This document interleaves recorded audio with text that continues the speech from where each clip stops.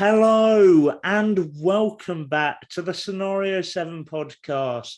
My name is Sam and today I'm joined by my lovely co-host, it's Joe Roberts. Joe, how are you doing, mate? Yeah, I'm doing good, thanks. I'm very thankful to be back. Yeah, and looking forward to Azerbaijan. Yeah, well, it's great to have you back, mate. And as you said, we are back for an Azerbaijan preview.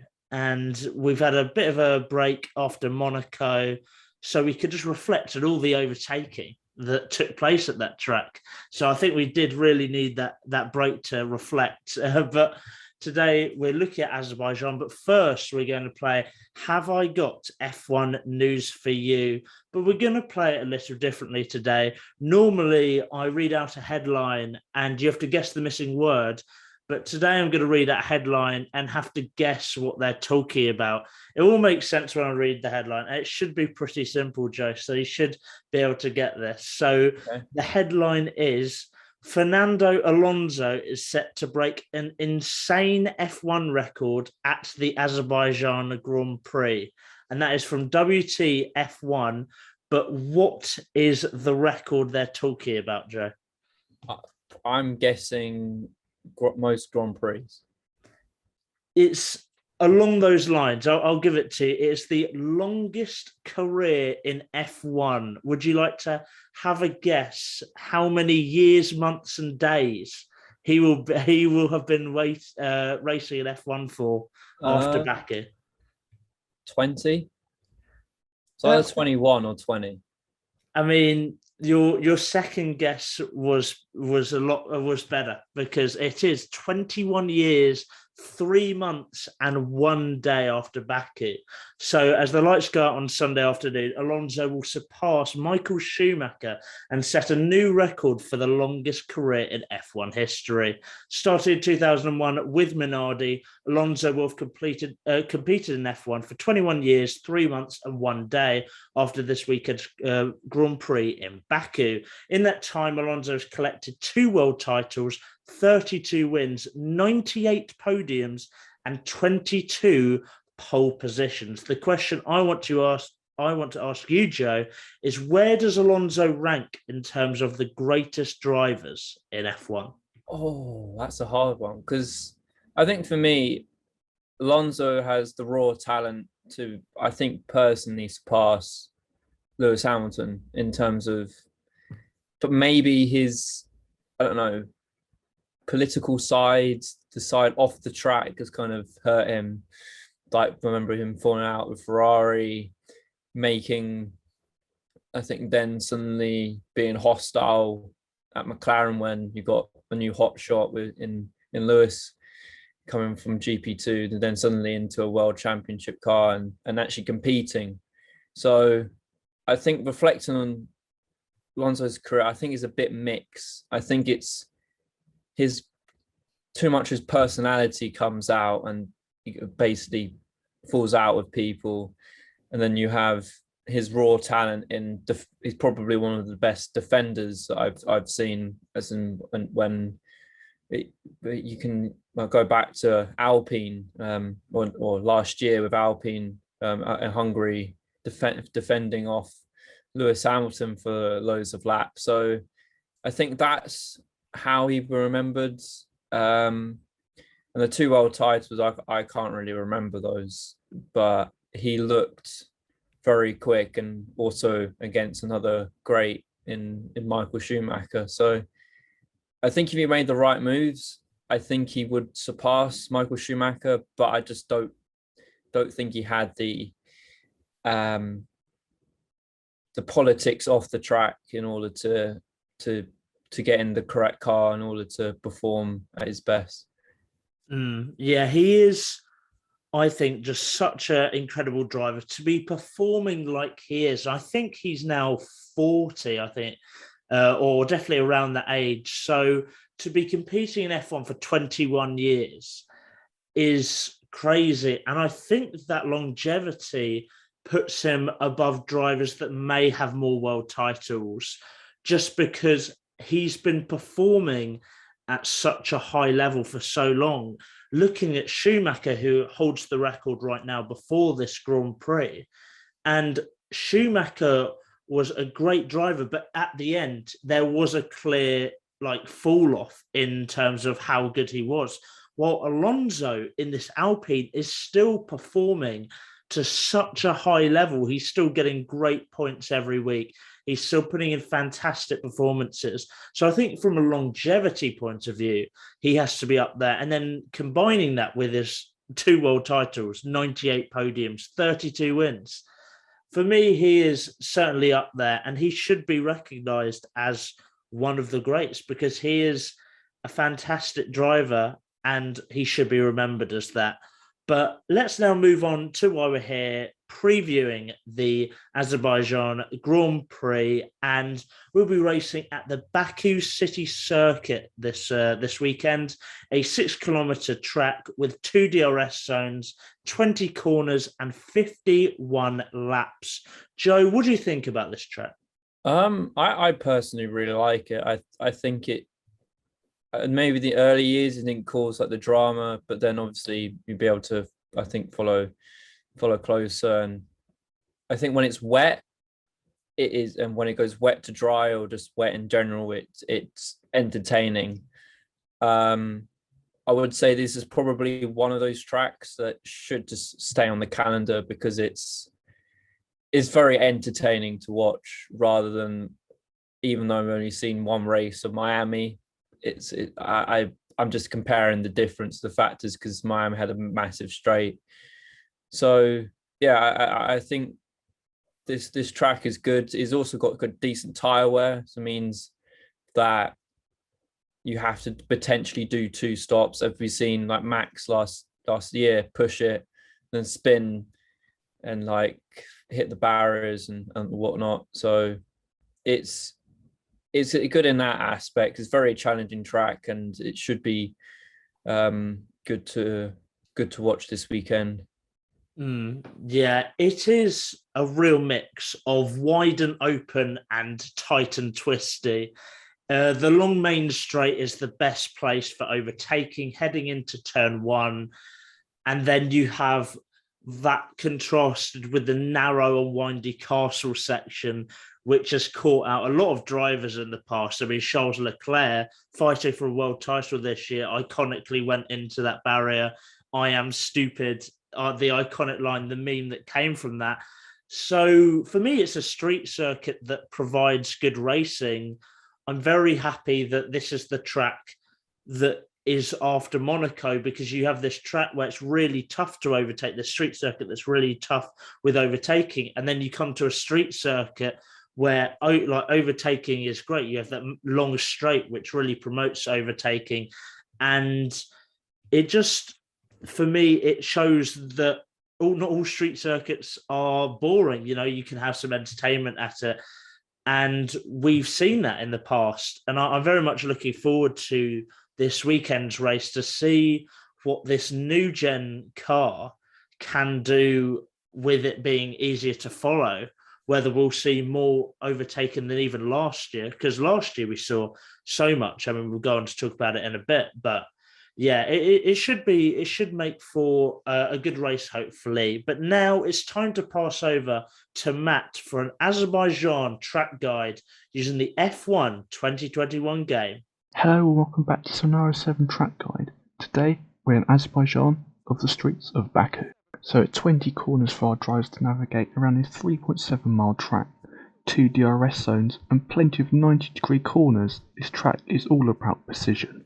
So let's get into it. So here we are then on the main straight, currently in 8th gear, very tricky braking zone of turn 1, so we brake, now down into 3rd gear, clip that left curb, clip that right curb. As we approach turn 2, you want to brake at the 50 metre board, rotate the car and get ready to open the DRS as we power towards turn 3. So with our DRS open, this is a great opportunity for cars to overtake during the race. So as we approach turn 3, again very tricky braking zone, 90-degree corner, rotate the car in. As we approach turn 4, another tricky corner, down to 2nd gear, get the rotation in. As we approach turn 5 and turn 6, the beginning of sector 2, down to 2nd gear. Be very careful of that wall on your left hand side.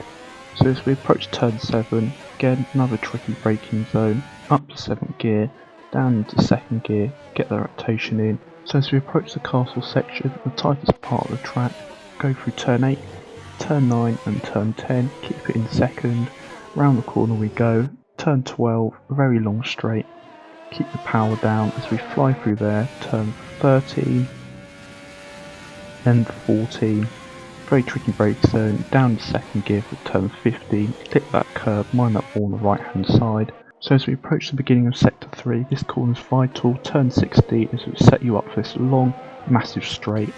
So if we fly through the corners, turn 18 and 19, get as close as you can to the wall, and it's simply flat out through here as we get ready to open our DRS.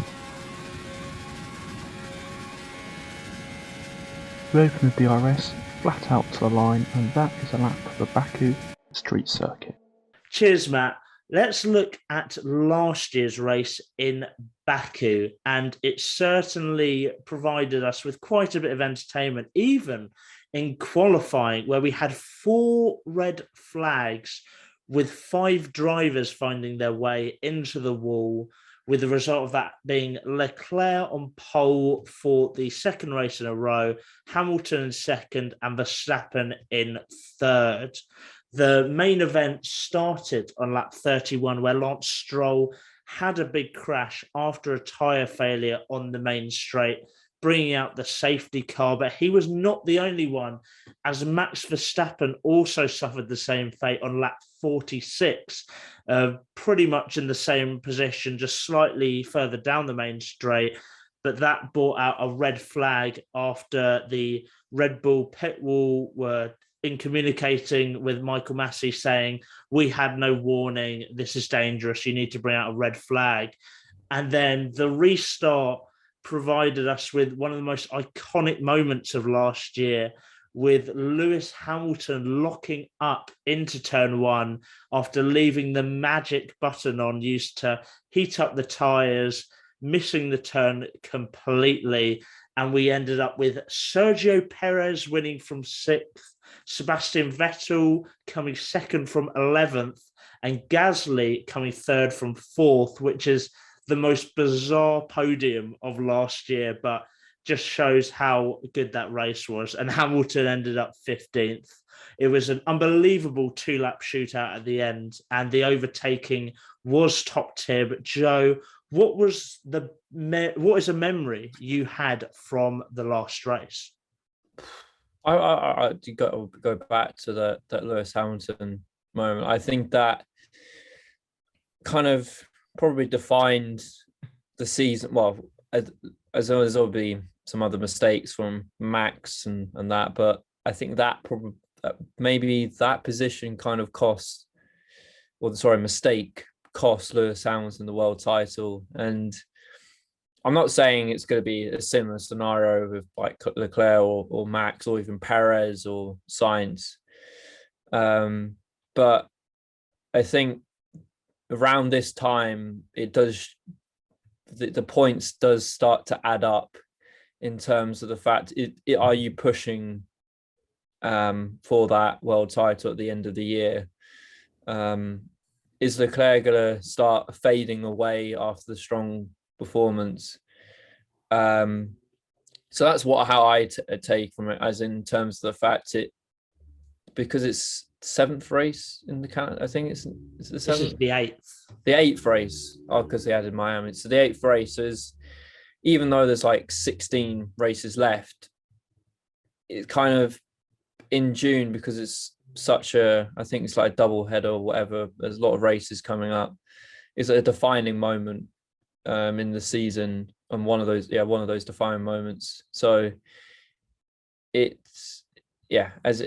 could be interesting in that aspect. And also what I noticed, the fact that the tyre wear was so there was a lot of tyre wear, which meant the tyres pop, which for me, F1 shouldn't be just a one-stop race. It should be a potential 2-stop, but then a 1-stop is possible. So hopefully that's still the case, because obviously they get free choice of tyres now. And yeah, and 4 red flags in qualifying, as you said, it's going to be interesting who gets knocked out because it can catch people out.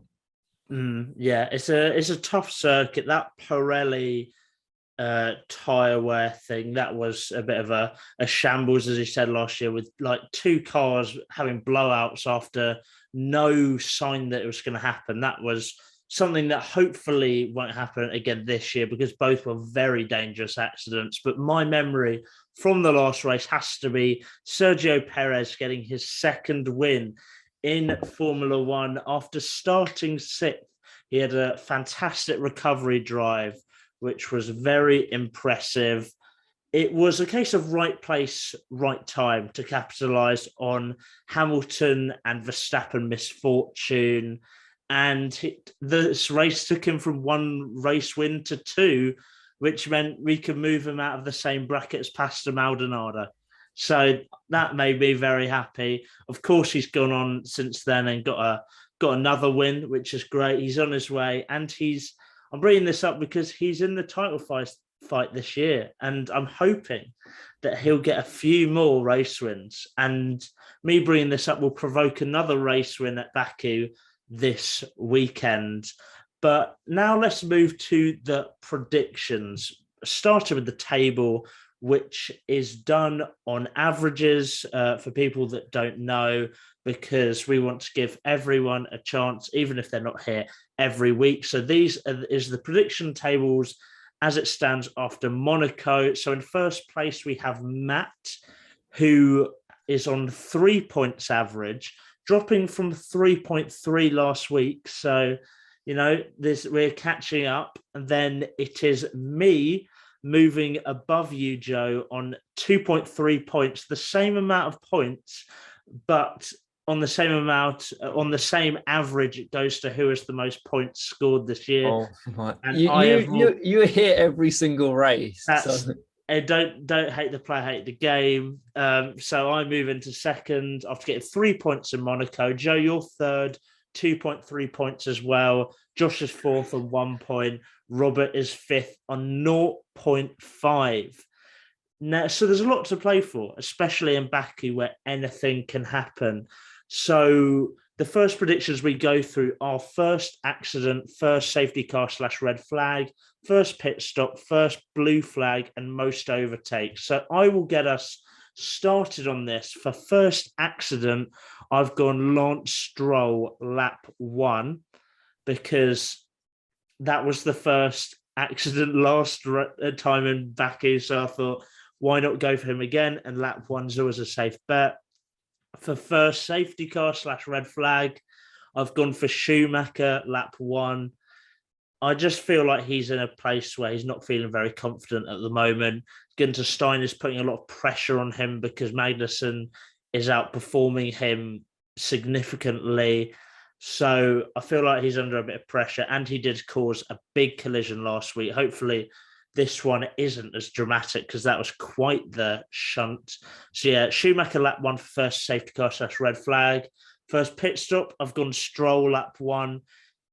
In Monaco, he had the first pit stop. There's not a lot of logic to most of these predictions. No. And then first blue flag, Nicholas Latifi, there's a lot of logic to that. Lap 21. He has been first blue flag the majority of races this year. And then for most overtakes, I've gone for Fernando Alonso on his big weekend with 9. But Joe, what have you gone for? So for first accident, I have gone for Tsunoda lap 1, as in I think even he's been quite quiet this season, but he's going to come out with a bang around the streets of Baku and cause an incident. First safety car or red flag was that I've gone for Latifi lap 1, just because at the moment he doesn't have very much confidence in the car, and he's just not particularly up to scratch with F1 anymore. Pit stop, I've gone for Alonso lap 5, because probably shouldn't lap 2 because of now my logic because of the safety car. But okay, I'll go with lap 2 safety car, and then Alonso pits. First, blue flag, I think none. I don't think there's going to be any. because there'll be a lot of red flags, which means it's just going to cut up the race, meaning unless Latifi's racing, it's not really going to make any difference. So I've gone for none. Most overtakes, I've gone for Ocon, and I've gone for the same amount as you, Sam, with 9. And yeah, that's it. Some interesting overtakes. In defence of Nicholas Latifi, he has beaten his teammate in the last 2 races. So maybe perhaps seeing some improvement. And we know how good Albon is. So to beat his teammate, even though Albon did DNF last race, he had an absolute nightmare when he hadn't DNF'd. So that's a slight defence of Latifi. But let's look at the podium now and start with third, finish with first. I will start us off. I've gone in third place, Charles Leclerc. And Baku's hard to call because this year, Ferrari are very good on the corners and Red Bull very strong on the straights. And Baku is a bit of a mix because you have this very long straight, which the Red Bulls will thrive on. But then you've also got like these narrow, twisty parts of the circuit. So I'm not really sure who is going to be stronger. But I've gone Charles Leclerc in third. I've got Max Verstappen in second. And in first place, I've got Checo Perez because he's on a roll. He's doing so well at the moment. He won the last race in Monaco. So confidence will be sky high. And I think Baku is his most successful track because he has a race win here and 2 podiums. So he's proven in Baku, and this is hopefully he's going to carry on that success. So my podium, Leclerc third, Verstappen second, Perez first. But Joe, who have you gone for?